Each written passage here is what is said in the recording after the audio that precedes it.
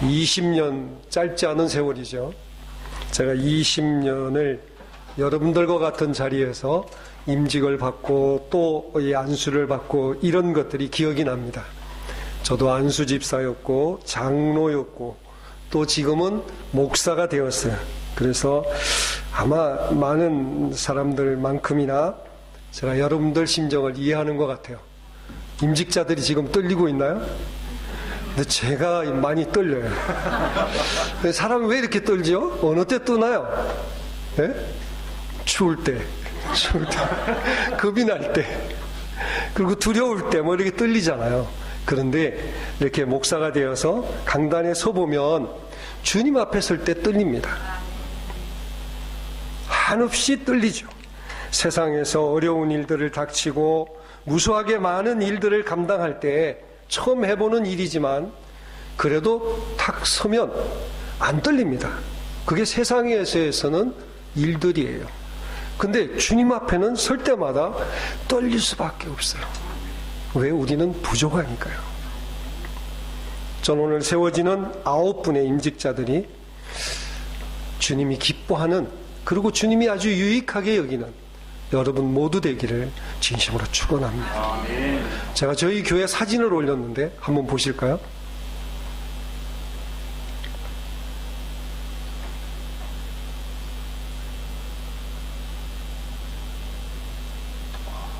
네, 이게 야경입니다. 네, 이게 이제 정면에서 본 거. 여기가 현관입니다. 네, 이건 이제 이쪽, 이게 낮에 찍은 사진이고요. 이게 그다음 안 보여줘도 돼요. 네. 제가 이 사진을 왜 보여드렸냐면, 저는 와서 1부, 2부, 그리고 지금 예배를 드리면서, 그래도 이번엔 기도하실 때 나는 꿈이 있습니다 얘기를 안 하시더라고요.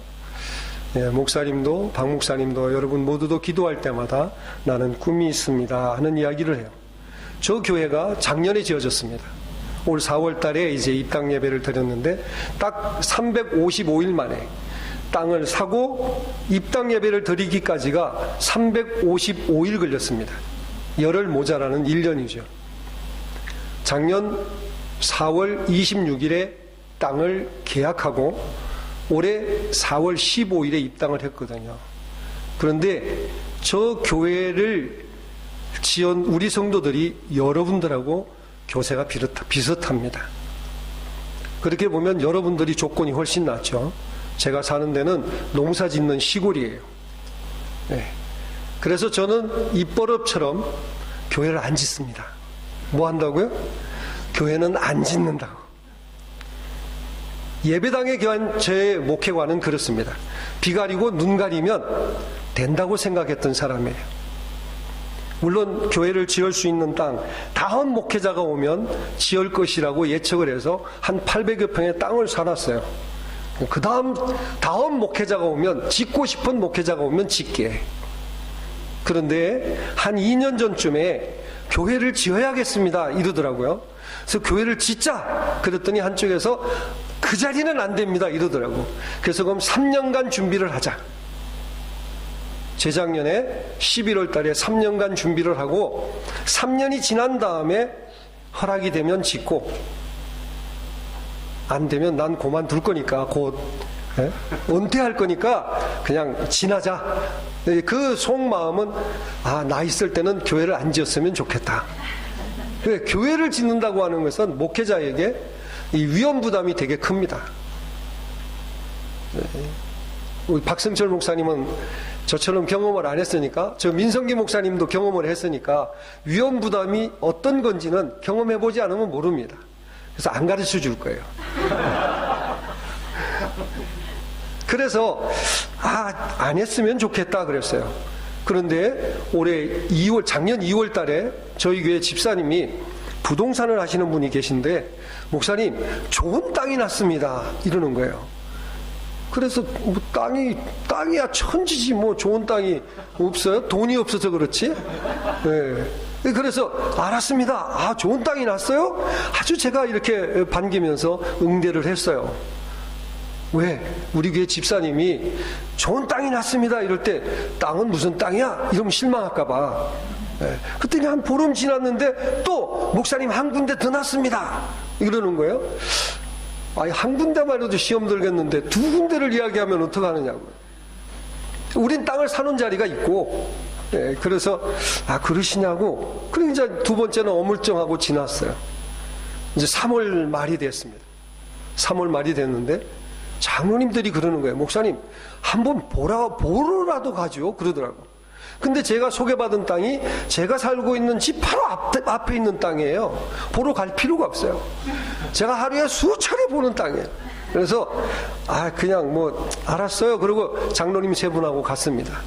그랬더니 장로님 세 분이 기도도 안 하고 마음에 든다는 거예요. 문제는 이거예요. 기도도 안 하고 마음에 든다는 거. 목사가 시험 들 때 딱 요때입니다. 성도들이 기도도 안 하고 해봅시다 이럴 때 시험 들거든요. 그래서 이건 아닌데 싶더라고요. 그런데 한번 밀리기 시작하니까요, 본물 터지듯이 밀리는 거예요.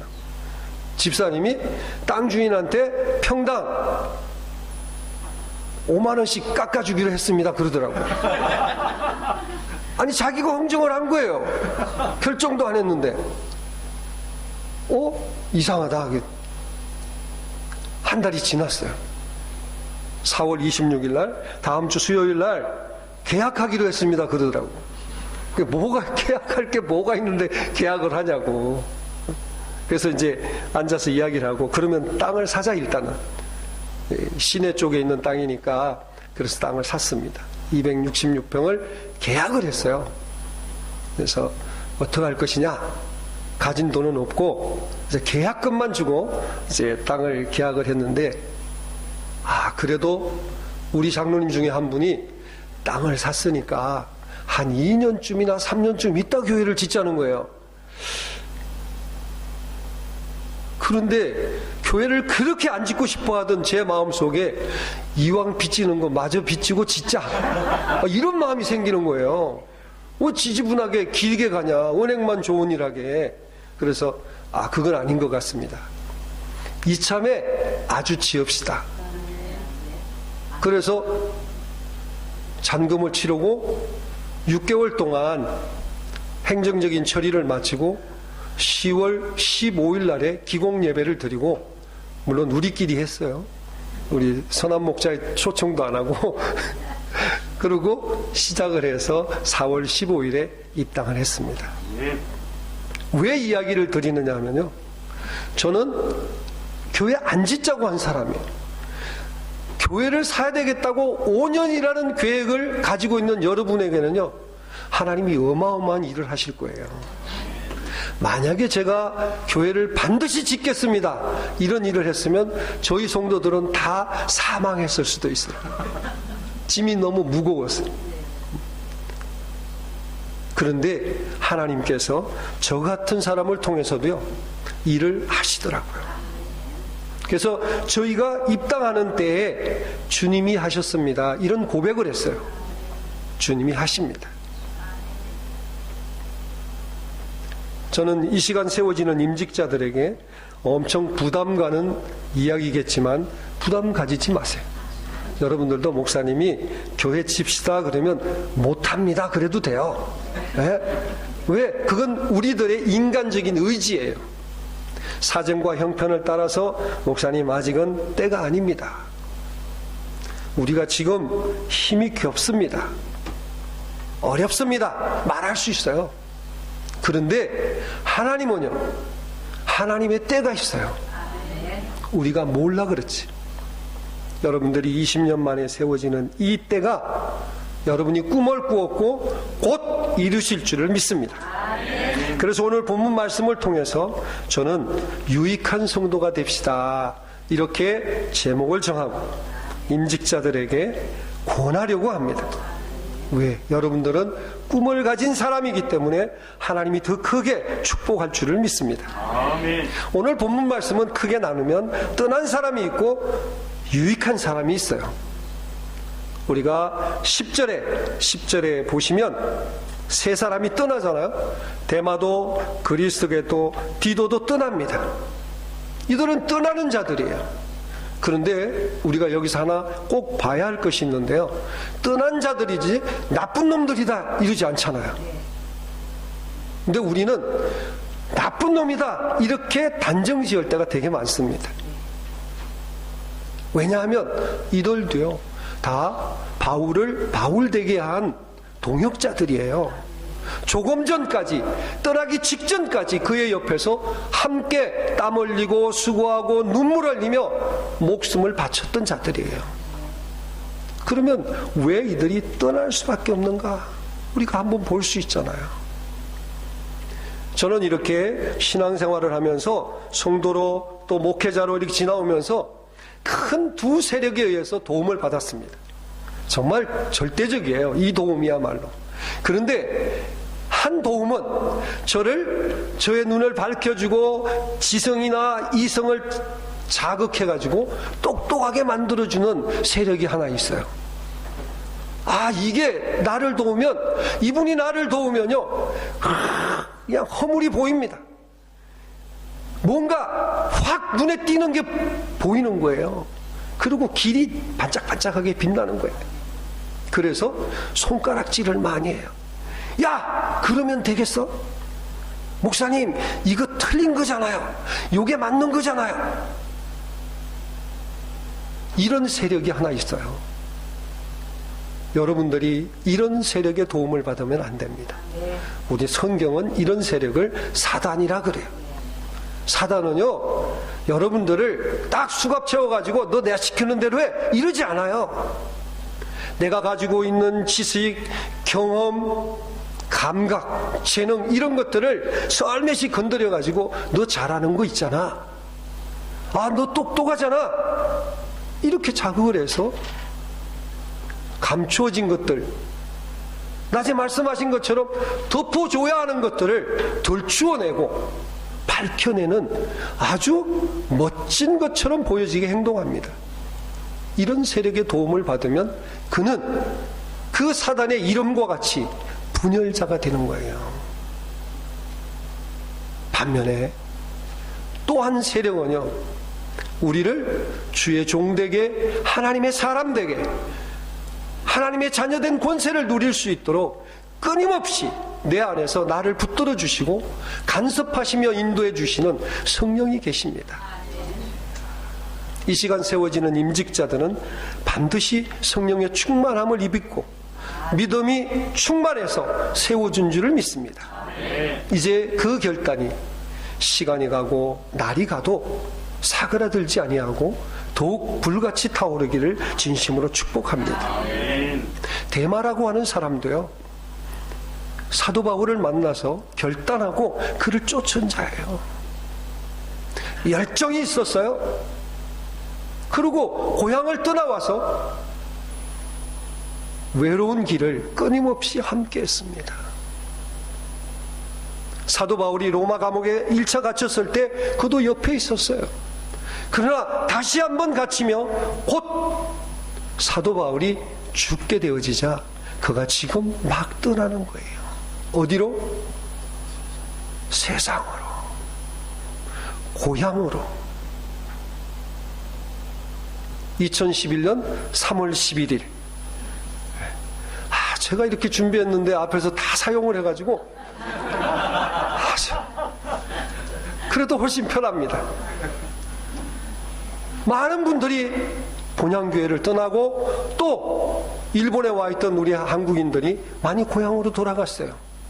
그 사람들이 나쁜 사람이에요? 아니에요. 그 사람들이 믿음이 없어요? 아니에요. 물론 고향에 가서 믿음을 버린 자들도 있어요. 그들은 오늘 내가 있어야 할 곳, 나에게 주어진 사명보다는 자기의 안전을 더 생각한 사람들이에요. 혹은 부모와 형제들의 그 간청을 뿌리치지 못한 자들이에요. 본문에 나오는 데마는 세상을 사랑해서 데살로니가로 갔지만 그리스도와 디도는 그렇지 않습니다. 사역지로 갔어요. 그들의 사역지로, 내 일터로. 우리 본향교회 성도님들은 혹 그러지 않나요? 다음 주에 예배를 어디서 모인다고요? 야외 예배요. 신기한 거는 야외 예배를 모이면 거의 많은 성도들이 참여해요. 그런데 또 꼭 빠지는 분들이 있어요. 빠지는 분들은 이런 이야기를 되게 많이 합니다. 목사님, 우리 회사에 급한 일이 생겼어요. 목사님, 우리 가정에 일이 있어요. 목사님, 우리 집안에 한국에서 손님이 왔어요. 내가 꼭 가야 돼요. 그러면서 빠지거든요. 오늘 바울곁을 떠나는 이 두 사람과 여러분이 그렇게 핑계한다고 하면 다를 게 뭐 있겠어요? 내 일이 있어서 떠납니다. 저는 이 자리에 함께하는 모든 성도님들이 단 한 분이라도 이렇게 자신의 일과 사정을 핑계하는 그런 성도가 없기를 진심으로 기원합니다. 일이 있습니다. 아니, 여러분 모두가 각자의 일이 있잖아요. 그러나 오늘은 20주년 기념 예배를 드리며 임지식을 하며 또 그 이전에 복된 주의 날입니다. 20주년 기념 예배가 아니더라도 임직식이 아니라도 우리는 이 날을 구별하여 이곳에 있어야 되는 거예요. 바울에게 지금 떠난 데마나 그레스나 디도 그들도 필요했던 거예요. 그런데 그들은 각자의 사정을 이야기하며 떠나게 됩니다. 바울이 왜 이거를 가장 마지막 쓰는 편지에 적었겠어요? 저는 그러면서 저를 생각해 봤어요. 나이가 좀 들면, 저보다 나이 많은 조경화 목사님이 저 뒤에 계시지만, 나이가 들면요, 괘씸하기보다는 섭섭합니다. 젊을 때는요, 미워요. 젊을 때는요, 괘씸해요. 왜? 밉고 괘씸하다고 하는 것은 안 갚음을 할 힘이 있다는 뜻이에요. 그런데 섭섭하다고 하는 것은 기운이 없다는 거예요. 오늘 사도 바울이 섭섭함을 표현하는 거예요. 왜? 그에게 다음은 없습니다. 이 편지가 끝이어서가 아니라 그는 이 편지를 쓰고 곧 죽어지거든요.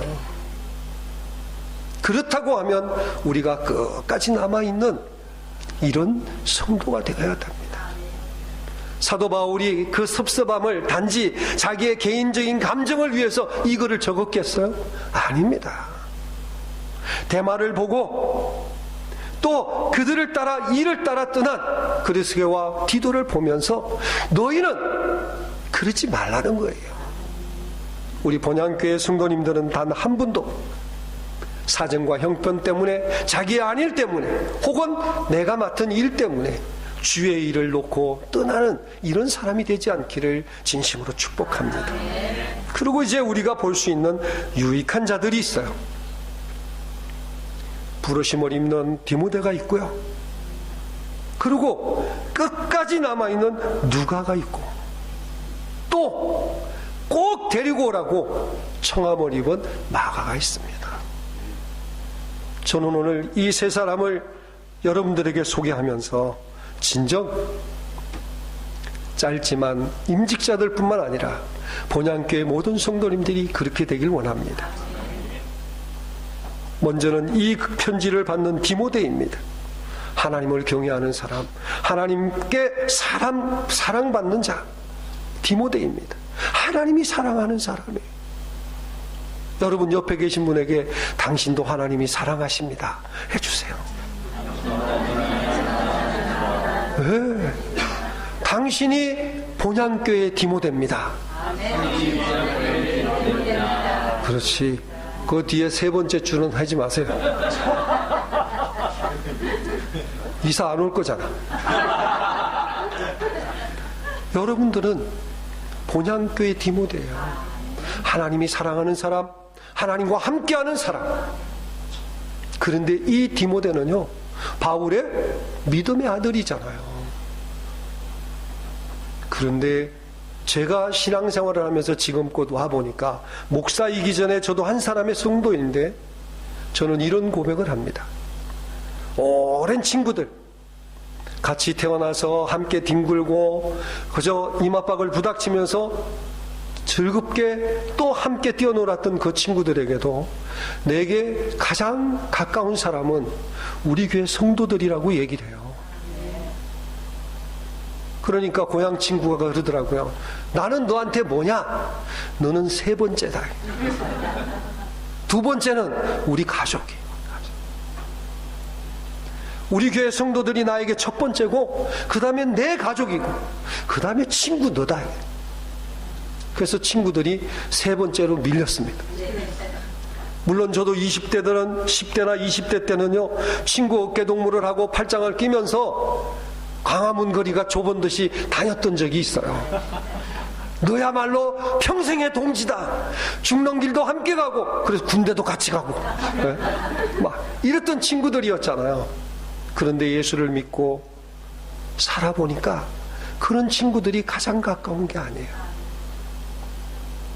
오늘 여러분들이 주님이 이곳에 세워 여러분과 함께하게 했던 박승철 목사님과 피부치와 같은 그런 관계가 되길 원합니다. 목회자와 성도, 선생님과 제자, 먼 것 같지만 아니 아주 가까운 사이예요. 우리가 조금 전 들었던 설교를 통해서 아들이 엄마 간을 빼가도 엄마는 그 아들의 걸음을 걱정해 주었잖아요. 여러분들이 목사님을 향해서 삐죽거리면서 비방하면서 저문을 열고 나가도요, 목사님은 기도하는 거예요. 여러분들의 이름을 부르며 기도하잖아요.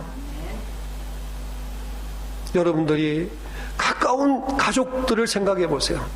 여러분들을 낳아주고 길러준 엄마 아버지, 아니면 여러분들이 낳아서 기른 자녀들이 목사님만큼 여러분들을 위해 기도할까요? 아니, 여러분들 이름 불러주지 않아요. 왜? 목사님에겐 여러분이 자녀와 같아요. 형제와 같아요. 내 몸과 같은 그런 존재들이에요.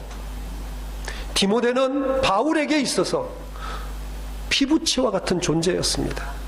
그런데 바울만 그렇게 생각한 것이 아니라 디모데도 바울을 그렇게 생각하는 거예요. 그는 에베소의 목사로 있었어요. 이 편지를 받을 때 2달이나 걸려야지만 올 수 있는 그런 길이었음에도 불구하고 편지를 받자마자 로마로 달려오는 거예요. 이런 성도 한 사람이 목사들을 기운나게 하는 거예요. 그리고 누가를 보세요. 누가는 아주 지성인입니다. 바울의 직언에서 끝까지 함께하였던 통역자이기도 하고 대필자이기도 해요. 뿐만 아니라 그는 의사여서 주치의까지 합니다. 바울은 심한 안질이 있다고 그랬잖아요. 그는 몸이 약한 사람이었던 것 같아요. 그런데 이렇게 똑똑한 누가가 옆에 있다고 하는 것은 바울이 걱정하지 아니하고 사역을 감당할 수 있게 되어지는 거죠. 전 우리 장성기 목사님이 우리 박승철 목사님을 해서 기도하는데, 저렇게 기도하는 분이 이 교회에 안수 집사고 권사고 성도들이어야 되는데, 우리 목사님 곁에서 우리 목사님의 눈이 되어주고 손발이 되어주기를 위해서 기도하는 여러분들이 되어야 되잖아요. 누가는 바울 곁에서 처음부터 끝까지 많은 일을 했지만 그는 드러내지 않았습니다. 사도행전을 적어주면서도 그는 누가가 적고 있어요, 누가가 적고 있어요 이러지 않은 거예요. 우리 인생들은 가끔 보면 나도 있는데, 나도 여기 있는데 그러면서 알아주기를 원할 때가 있어요. 알아주지 않으면 섭섭하게 느낄 때가 있거든요. 그러나 본향교회는 다 누가 같은 성도가 되어서 목사님이 좀 이름을 안 불러줘도 어깨를 두드리며 칭찬해주지 않아도 순종하며 묵묵히 감사하는 여러분 되길 원합니다. 끝으로 제가 소개하고 싶은 마가예요. 실은 마가 한 사람만 소개하려고 그랬다가 앞에 있는 분들도 너무 좋아서 제가 잠시 소개한 거예요. 마가는 금수저입니다.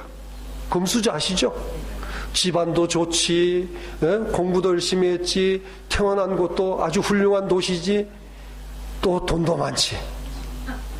돈이 자기만 많은 게 아니라 집안 사람들이 돈이 많은 거예요. 바나바라고 뭐 사촌이기도 하고 삼촌이기도 하고 막 이렇게 하는데 저도 잘 모르겠어요. 사촌인지 삼촌인지는.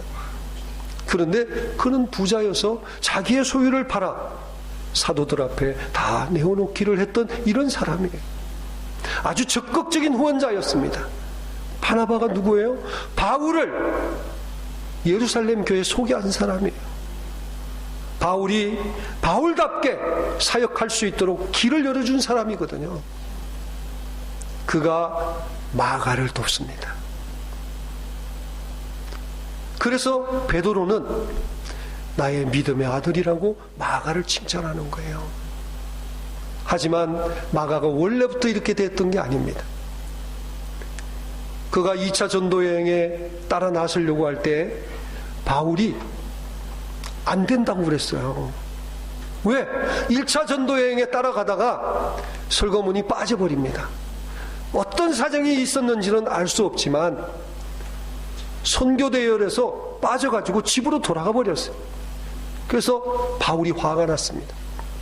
바나바가 2차 전도여행에 우리 마가도 데려갑시다 그러니까 안 됩니다. 딱 잘랐거든요. 여러분, 우리는 이런 판단을 잘 합니다. 과거 경험 때문에 그 사람을 제쳐놓는 거예요. 과거의 경험 때문에 그 사람을 생각조차 하지 않는 거예요. 그리고 완강하게 거부하는 겁니다. 결국 바울과 바나바는 헤어져서 각자의 사역의 길을 갔어요. 그런데 오늘 본문을 통해서 바울은 마가를 찾습니다.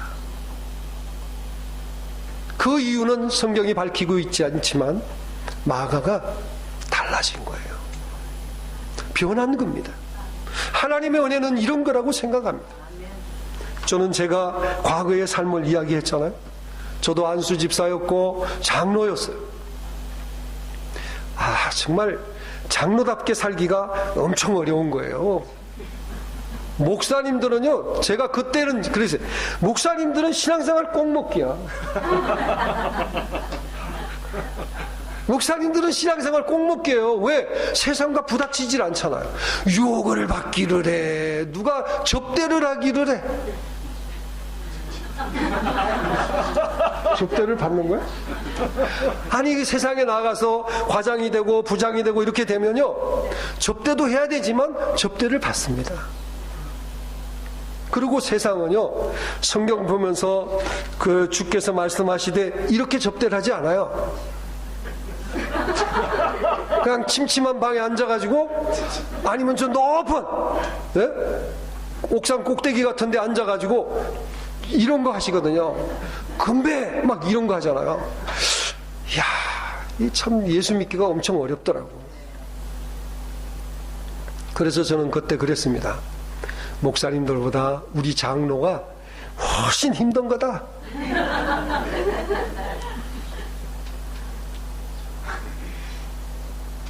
그렇게 느껴져요? 박 목사님이 무서워서 대답을 못 하시는구나. 그런데 어느 날 주께서 응답하셔서 공부를 하라고 하시더라고요. 신학교에 가가지고 막 따라다녀서 장성기 목사님도 따라다니고 신현춘 목사님도, 신상원 목사님도 따라다니고 우리 목사님들을 막 따라다니다 보니까 졸업하라고 그러더라고요. 따라다니다 보니까. 그래서 졸업을 하려고 하는데 뭐 할 거냐고 묻는 거예요. 그래서 그냥 장로로 있겠습니다. 그랬더니 담임 목사님이 장로하지 말아라라고. 그래서 장로 안 하면 뭘 해야 되죠? 그랬더니 목사하래. 목사를 해보니까 장로 때보다 훨씬 힘들더라고요. 장로는요, 먹는 거, 마시는 것만 참으면 돼요. 목사는 숨 쉬는 것도 참아야 돼. 말하는 것도 참아야 돼. 너무너무 어려운 거예요. 그런데 목회를 하면서 저희가 예전에 진주만이라는 영화 얘기를 내가 또 해요. 진주만이라는 영화를 봤더니요, 오래된 영화이지만 그게 지휘관을 쫓아 이 비행기를 타고 일본을 폭격하는 거잖아요. 폭격을 하면 돌아오질 못합니다. 그러니까 죽으러 가는 거예요. 그런데 그 젊은 조종사 둘이 자원하는 거예요. 내가 가겠습니다. 그래서 그 영화를 보고 제가 교회 와서 그런 이야기를 했어요. 영화 본 이야기를 했더니 하루 지나가지고 쪽지가 다 왔어요. 목사님, 우리 부부가 끝까지 목사님과 함께 하겠습니다. 제가 2년 동안 지치지 않고 목회를 했어요. 그 쪽지 하나 때문에. 네? 그런데 오늘 본문에서 사도 바울은 마가를 부릅니다. 마가를 어디 쓰려고 부르겠어요? 그가 지금 모든 것을 등지고 떠나야 할 시간인데 마가를 부르는 거예요. 마가를 불러서 곁에 두려고 합니다. 잠시겠지만 저는 이 시간 함께하는 여러분들이 마가처럼 마지막 순간에 부르심을 입는 이런 분들이 되었으면 좋겠어요. 짧은 시간이지만 꼭 필요한 사람, 잠깐이지만 나에게 반드시 있어야 되는 사람, 이런 사람이 되어야 하잖아요. 사진 띄워주세요. 사진 잘 보세요, 목사님. 마가인데? 네, 마가예요.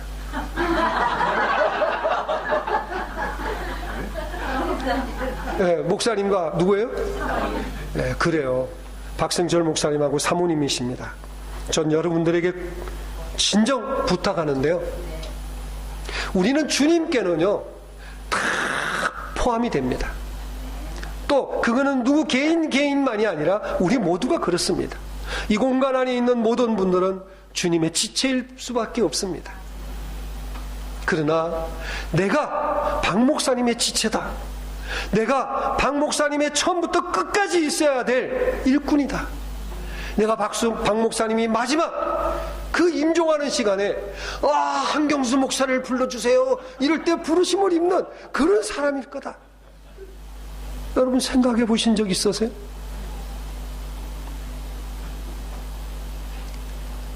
하민이만 아들인가요? 그렇지 않았잖아요. 전 본향교회 모든 성도가 박 목사님과 사모님의 피부치 같은 그런 마음을 가지길 원합니다. 그리고 처음만 좋았던 대마 같은 사람이 되지 말고요, 누가처럼 처음도 좋고 끝까지 좋은 이런 사람이 되세요. 그리고 또 하나 당부하고 싶은 것은 우리는 실수가 많아요. 허물이 많습니다. 심지어 죄로 가득하기도 해요. 여기 있는 우리 모두가 어제를 돌아보면 부끄러운 거지 자랑스러운 것이 훨씬 적은 사람이에요. 그럼에도 불구하고 나를 가까이 두기를 원하며 피부치처럼 동지로 여기면서 함께 해주는 박 목사님과 사모님에게 마가처럼 반드시 끝에 필요한 사람, 처음보다는 끝이 훨씬 좋은 그런 성도 되기를 진심으로 원합니다. 오늘 임직자들을 향해서 성도님들이 그렇게 이야기를 해주세요. 당신은 우리 교회 누가나 마가 같은 사람입니다. 한번 같이 해주세요. 자, 시작. 당신은 우리 교회 누가와 마가 스톱. 임직자들을 보고 뒤에는 그냥 앞만 보고 하시면 되고요. 여기 두 분만 돌아보면 됩니다. 당신들은 우리 교회 누가와 마가 같은 분이십니다. 크게 시작. 당신은 우리 교회 누가와 마가 같은 사람입니다. 그래요. 이제 여러분들은 책임감을 가지고 누가처럼 마가처럼 사세요. 기도하겠습니다. 은혜로우신 아버지 하나님 감사합니다. 우리가 세상에 나아가 생활하다 보면 처음엔 좋았지만 나중엔 섭섭하여 헤어지는 때도 있고, 처음에 좋았던 그 사람이 지금까지 좋은 많은 사람들도 있습니다. 그러나 다시 한번 더 돌아볼 때 내가 어느 순간인가 마지막이라고 생각될 때 가장 생각나는 필요하고 편하고 유익한 사람들도 있습니다. 주님, 내가 마가처럼 반드시 필요한 사람으로 기억나게 하여 주옵소서. 아멘. 결단하여 세워지는 임직자들이 본향교회 마가 같은 인물들이 되게 하시고, 본향교회 누가 같은 인물들이 되게 하시고, 아멘. 본향교회 디모데들이 다 되어지도록 축복하여 주옵소서. 아멘. 예수님의 이름으로 기도드리옵나이다. 아멘.